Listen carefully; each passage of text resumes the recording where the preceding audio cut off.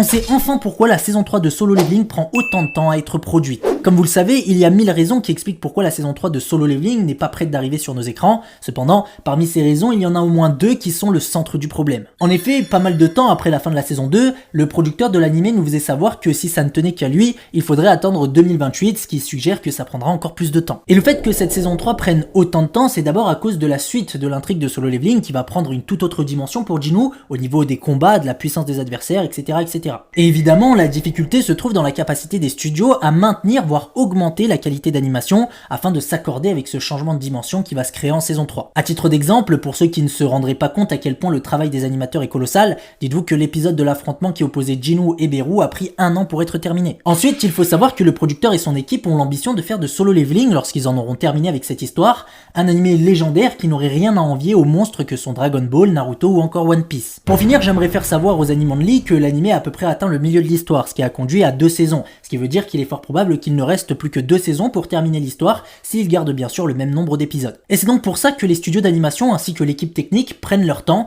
S'ils ont vraiment l'ambition de faire de Solo Leveling un animé légendaire, la saison 3 fera partie de leur dernière chance.